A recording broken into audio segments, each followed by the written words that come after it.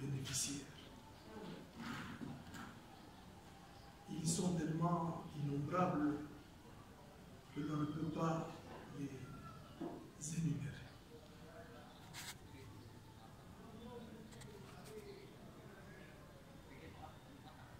Que Jéhovah Shammah, qui veut dire l'Éternel est ici présent, soit grandement loué, adoré.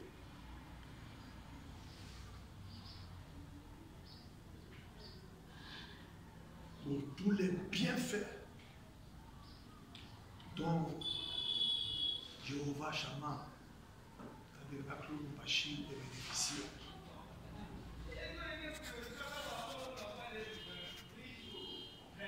Et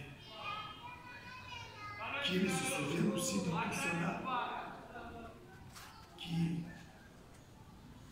nous suivent sur YouTube à partir de cette chaîne Jéhovah Shammah, Aklou Bachir.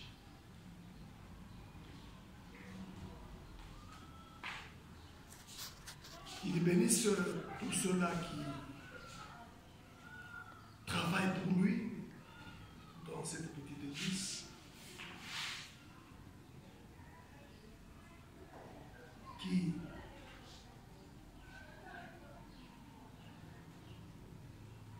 torchonnait, balayait la parcelle,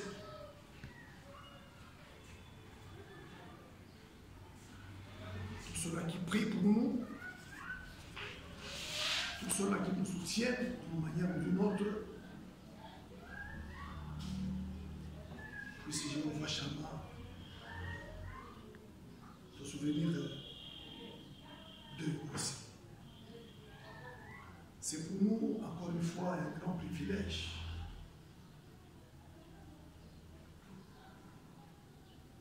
je ne cesse de le répéter, de reconnaître ce jour et ce message. Et je vous invite à vous mettre debout. Nous lisons en Éphésiens chapitre 4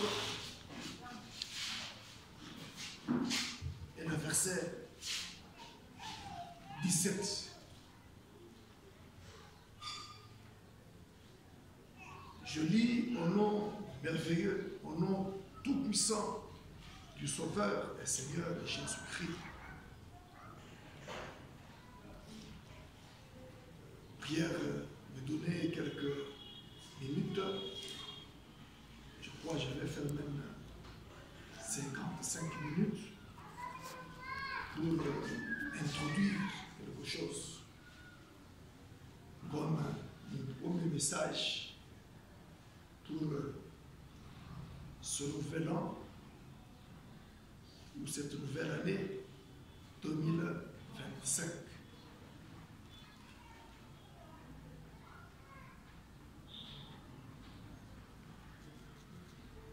Je répète encore une fois, Éphésiens, que quelqu'un regarde à la montre pour que je ne dépasse pas l'heure. Il est 12h33. À 13h25, 20, à 13h20, vous me signalez, j'arrête. Je lis Éphésiens 4 et le verset 17.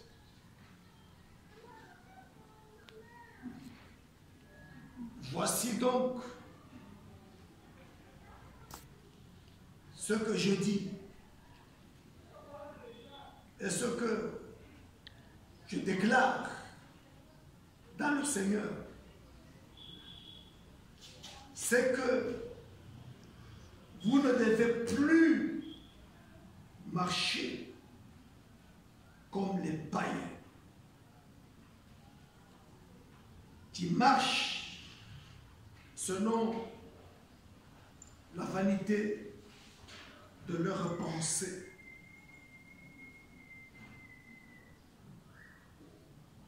Merci, mettez-vous.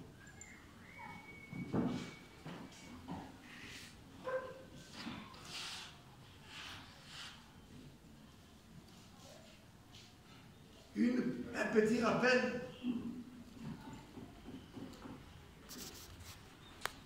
qui vient de la Bible. Ne soyons pas des auditeurs oublieux.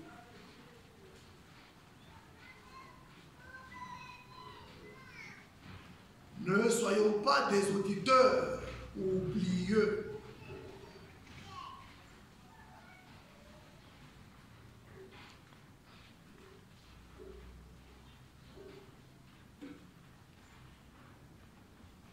Oubliez quoi? Les instructions que notre Sauveur et Seigneur Jésus-Christ, par les billets de ces saints apôtres et de ces saints messagers,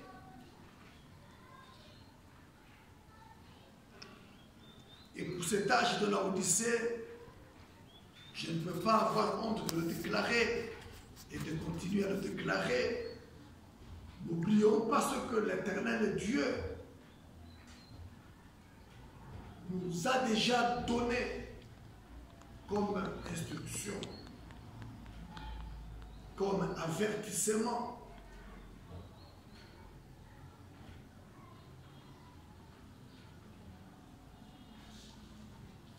Puisque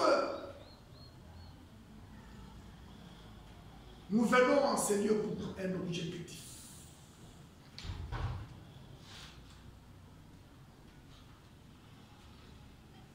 Après avoir entendu la parole du Seigneur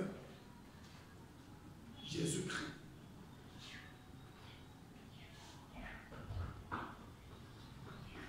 c'est à nous de nous préparer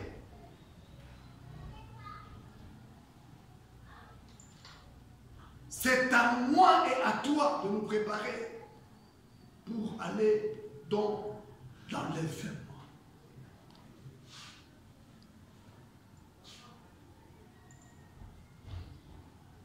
Je peux reprendre le verset 17. Voici donc ce que je dis et ce que je déclare dans le Seigneur. C'est que vous ne devez plus marcher comme les païens qui marchent selon la vanité de leurs pensées. Un petit rappel, l'église d'Éphèse fut une petite église au nombre, en nombre. Ils étaient au nombre de 12. Une petite église en nombre, mais solide dans la foi. Amen.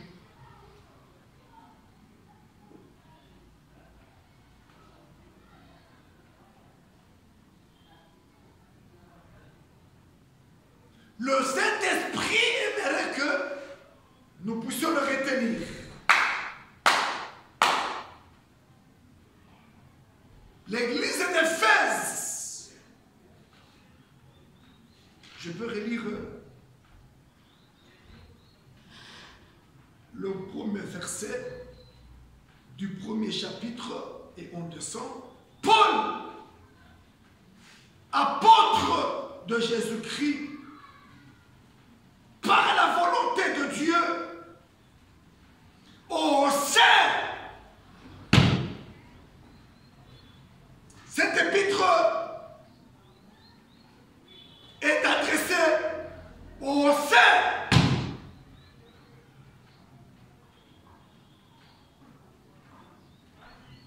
sont à Éphèse.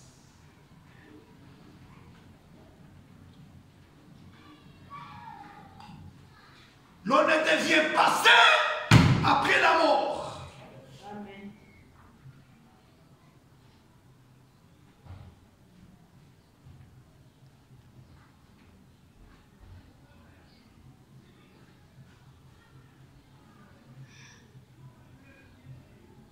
L'on ne devient pas saint après la mort.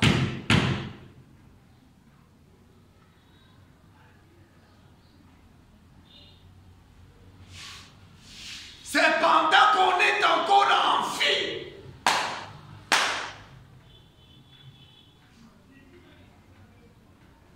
Après avoir entendu l'évangile de votre salut. Amen.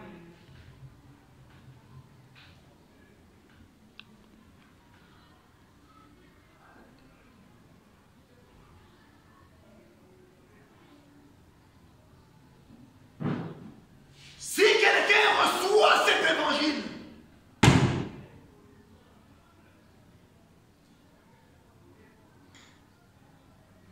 si quelqu'un croit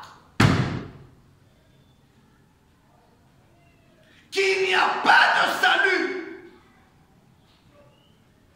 en dehors du Sauveur et Seigneur Jésus-Christ,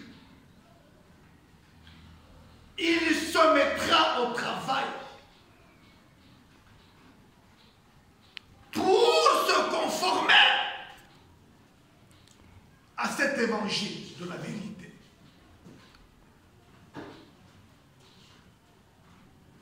S'il fut un pécheur, il sera sauvé.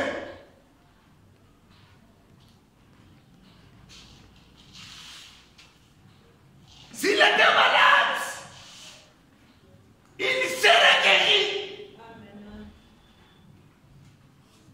Oh.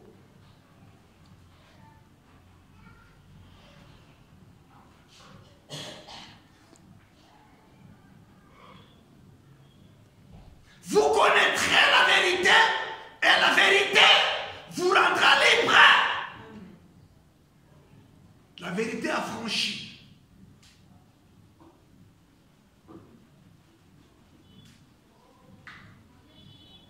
Et aux fidèles en Jésus-Christ. Pas dans un tabernacle fait de maisons. Pas dans une maison faite de maisons. Nous dit l'apôtre Paul. En Jésus-Christ, ce n'est pas dans un tabernacle. En Jésus-Christ, ce n'est pas dans une église faite de maisons.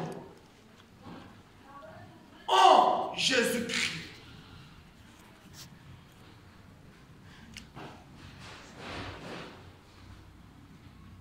C'est à cela que le Sauveur, le Seigneur,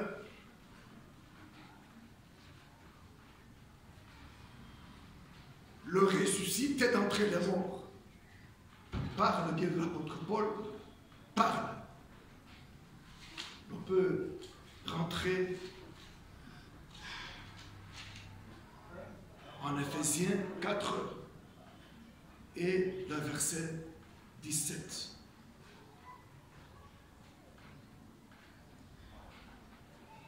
Je répète bien, l'église d'Éphèse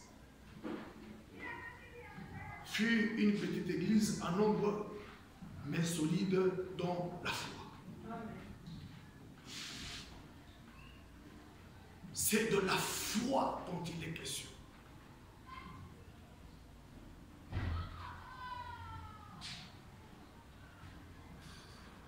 Je voudrais d'abord commencer par le spirituel. Le spirituel. Et le charnel en seconde opposition. Le matériel en seconde opposition. D'abord le spirituel.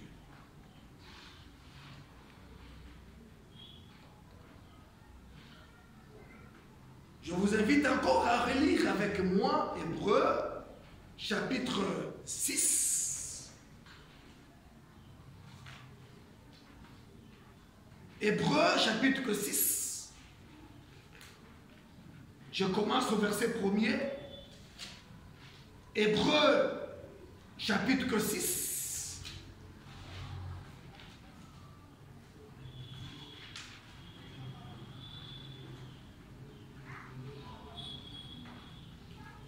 Nous commençons au premier verset. C'est pourquoi laissons les éléments de la parole de Christ. Tendons à ce qui est parfait. Oh. Sans poser de nouveau le fondement du renoncement aux œuvres mortes de la foi en Dieu, de la doctrine des baptêmes, de l'imposition des mains, de la résurrection des morts et du jugement éternel. Je m'arrête là-bas, mais je prends le verset 1er. Tendons à ce qui est parfait.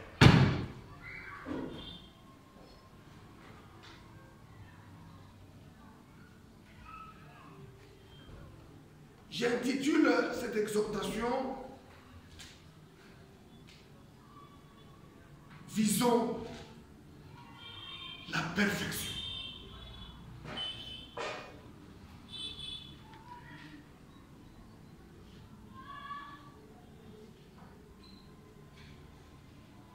Visons la perfection. C'est mon premier message pour 2025.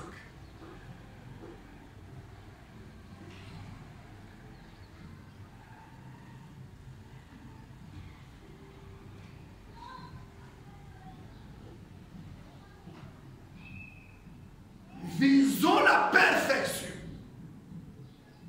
Si l'on peut se rappeler, encore une fois, les paroles de l'apôtre Paul, en Philippiens, chapitre 3,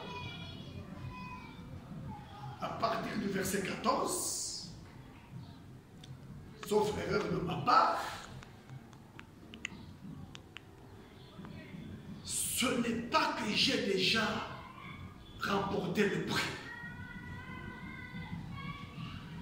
ou que j'ai déjà atteint la perfection.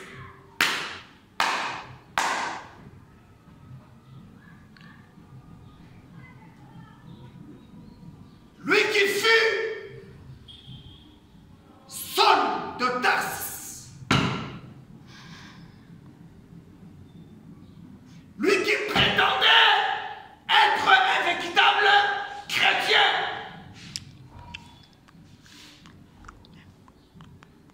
avec les lettres en main,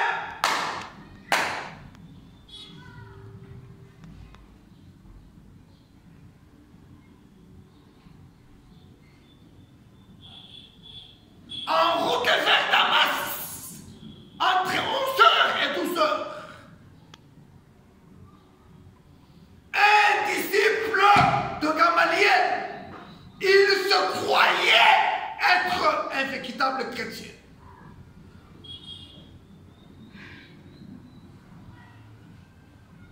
Envoyé par Gamaliel sur le chemin de Damas avec des lettres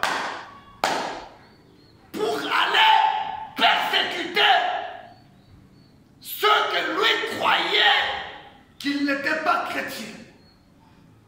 Ceux que lui croyait qu'il n'était pas chrétien. Alors que c'était lui qui n'était pas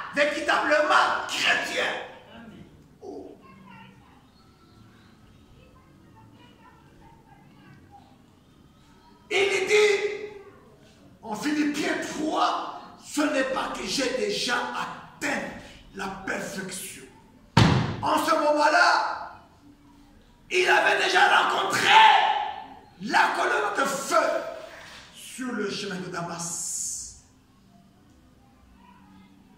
Il fut bouleversé. Oh. C'est lui qui vit en vision le Sauveur, le Seigneur, Jésus-Christ, le ressuscité d'entre les morts. Amen. Et cela était caché à ceux-là qui l'entouraient. C'est à lui que la vision avait été donnée.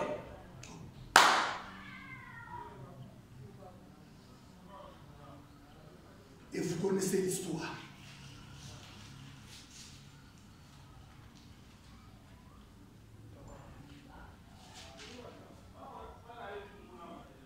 Par cette exhortation que j'introduis aujourd'hui, Dieu nous appelle à viser la perfection.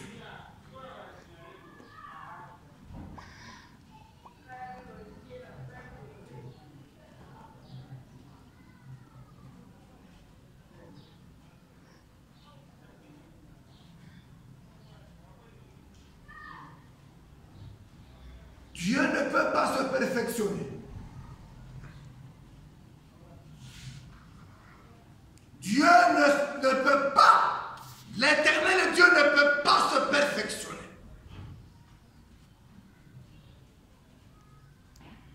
L'éternel Dieu ne peut pas se perfectionner.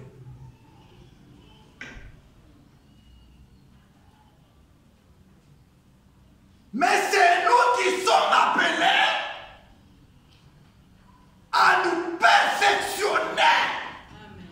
Et là, je vais mettre le point sur la vie que nous avions menée au cours de l'année 2024 par rapport à cette année 2025 qui vient de s'ouvrir au-devant de nous. Nous devons viser la perfection.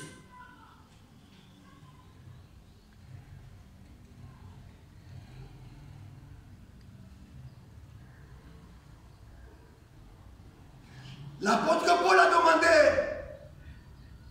à Dieu d'oublier son passé.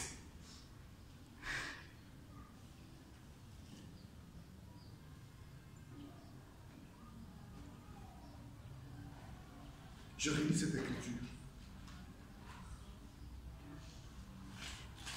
Jéhovah, Shama, Tabernacle Machi, parle preuve à l'appui. Oh oui.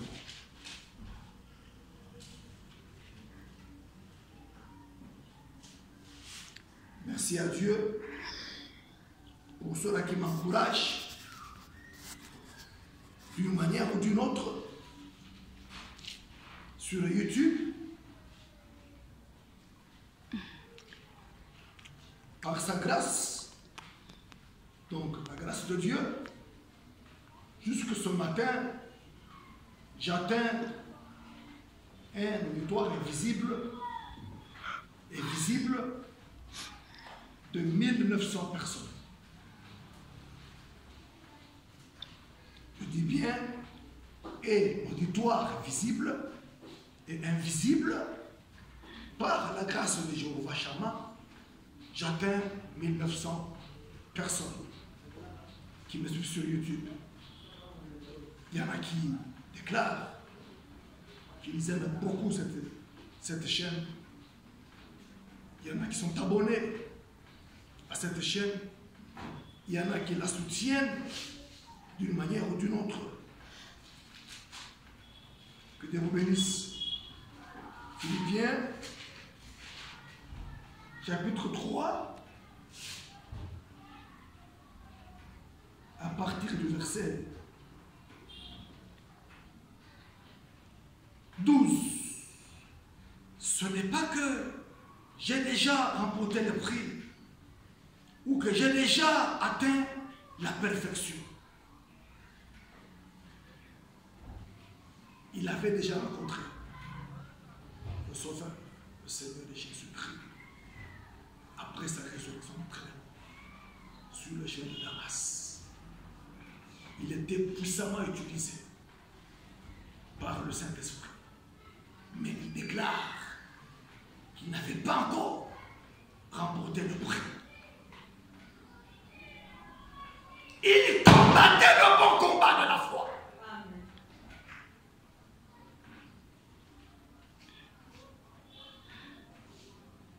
Oh. Il combattait le bon combat de la foi. Et ayant déjà reçu le don du Saint-Esprit dans son cœur. Recevez une fois le Saint-Esprit. Recevez une fois le don du Saint-Esprit. Je ne parlais pas de l'onction de prêcher.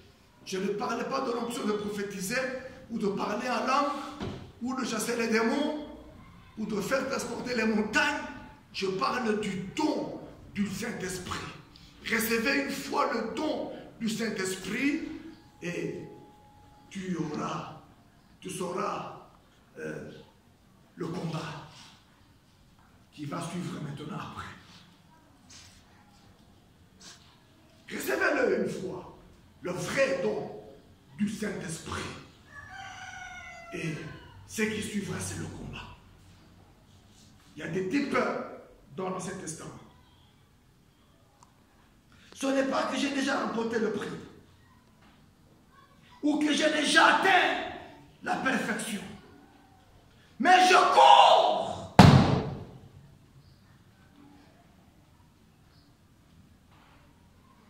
pour tâcher de le saisir. Puisque moi aussi, j'ai été saisi par Jésus-Christ. Oh.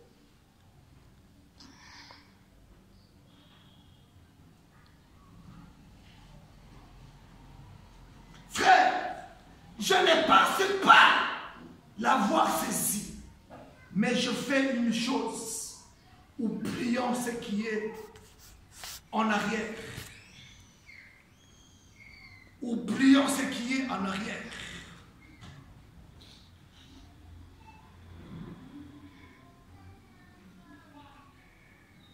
Nous avions demandé à Dieu de nous pardonner les erreurs de l'année passée. Nous avions demandé à Dieu de nous pardonner les péchés de l'année passée. Nous avions demandé au Seigneur de les jeter dans la mer d'oubli. Et nous voici maintenant au début de cette année 2025. Visons maintenant la perfection.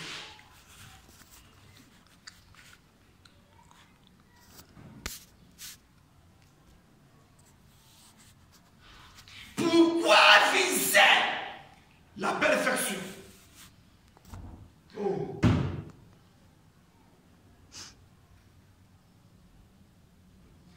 La perfection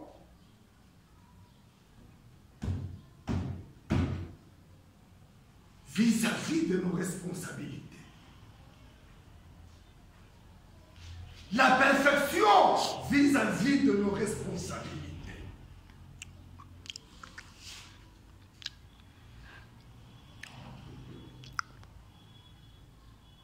Un prédicateur de l'évangile, il a un poste de devoir.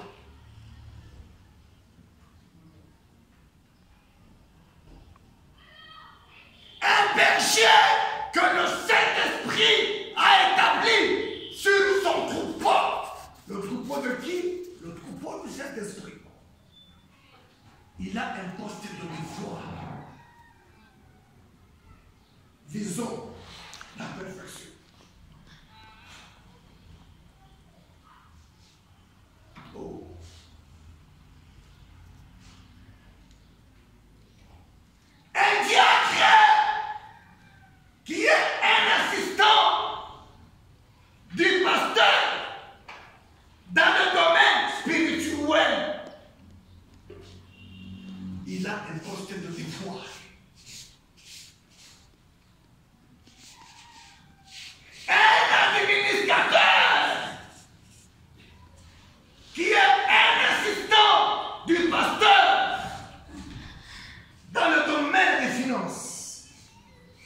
à faire construction.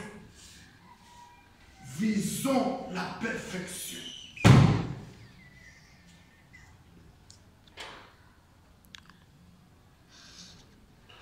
Tu as un don de prophétiser. Vise la perfection. Tu as un poste de devoir. Oh.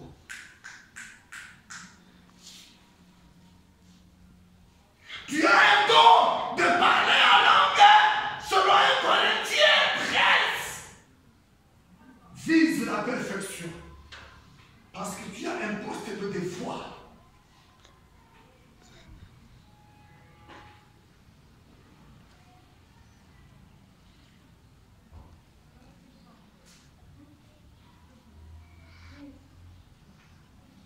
Tu as un don de la connaissance des mystères.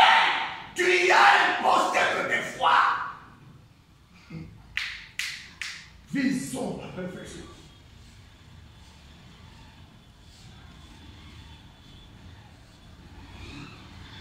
Oh.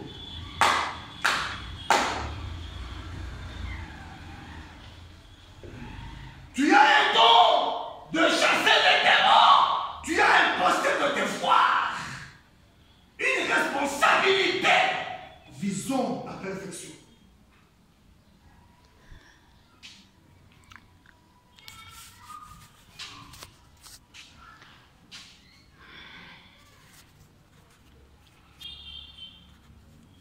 Tu ne dois pas être un errant des églises de Lubumbashi. Non.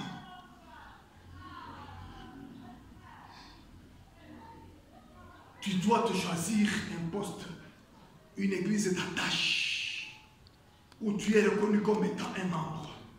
C'est une responsabilité.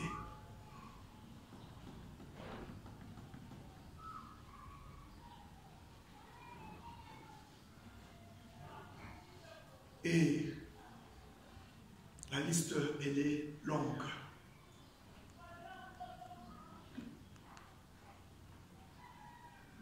Pourquoi viser?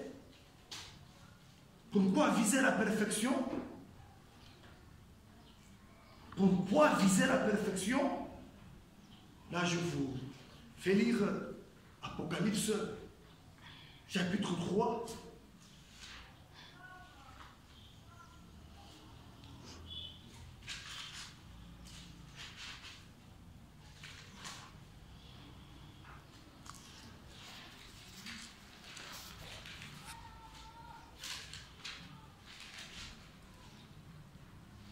Apocalypse, chapitre 3.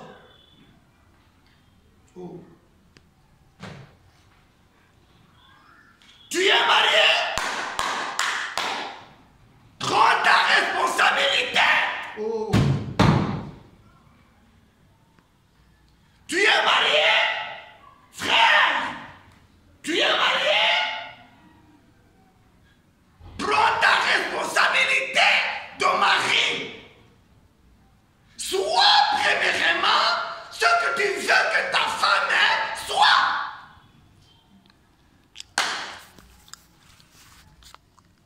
L'évangile culpabilise, tandis que l'enseignement positionne.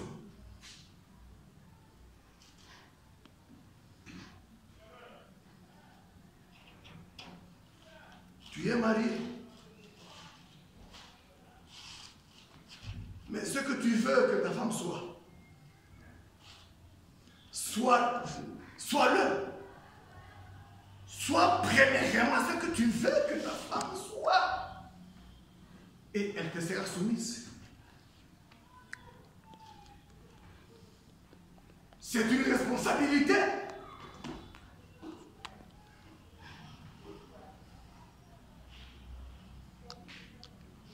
Tu es une femme mariée. C'est une responsabilité.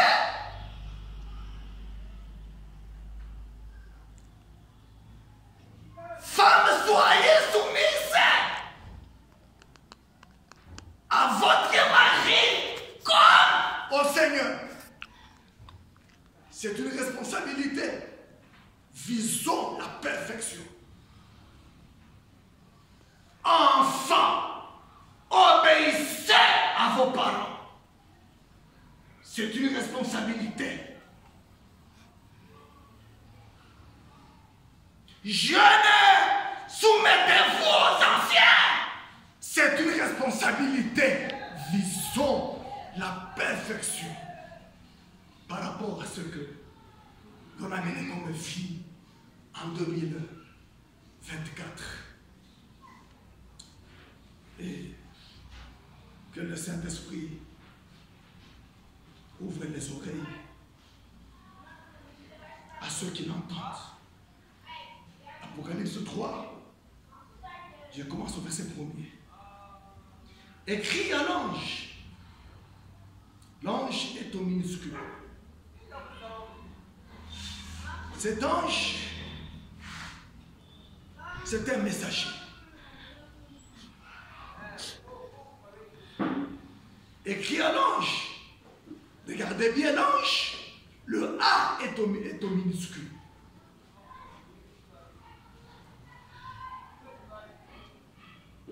Écrit à l'ange de l'église. Ne fût-ce qu'à partir de ça, ne voyez-vous pas qu'il n'y a qu'un seul ange pour tout un âge. Oh.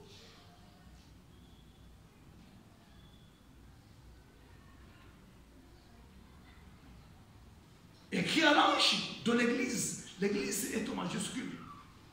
Un ange, un messager pour tout un âge, pour toutes les nations. Frère,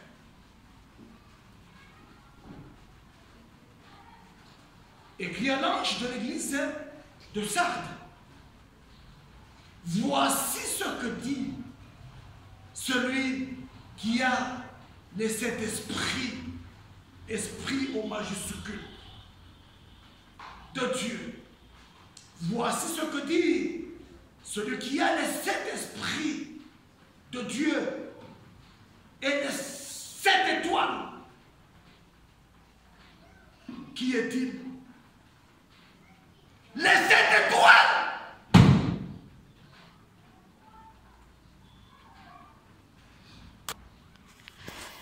Et les 7 esprits de Dieu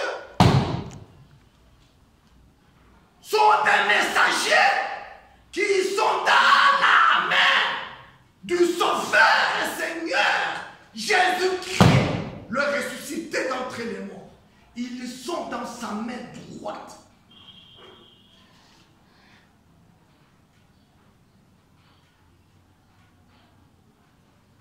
Écoutez maintenant l'exhortation. Je connais tes œuvres.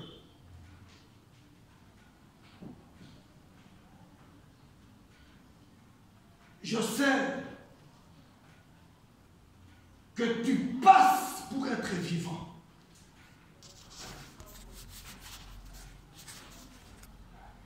Alors que tu es mort.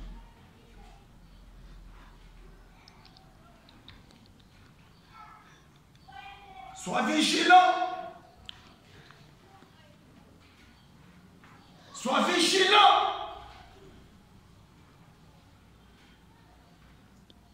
Sois vigilant. Virgule et affermis. Le reste qui est prêt de mourir, car je n'ai pas trouvé tes œuvres parfaites devant mon Dieu.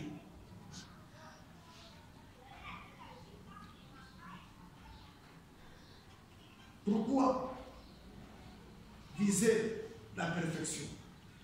Apocalypse 3, les 2 premiers versets ont répondu.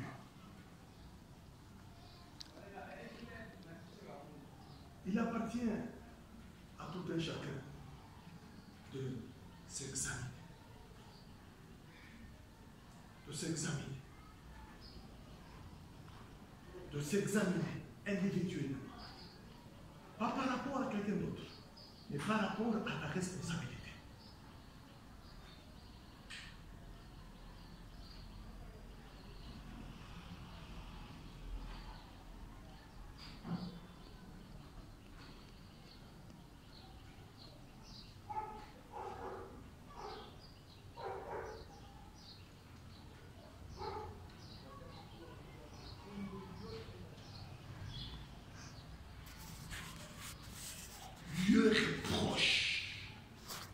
Dieu reproche l'église de Sardes.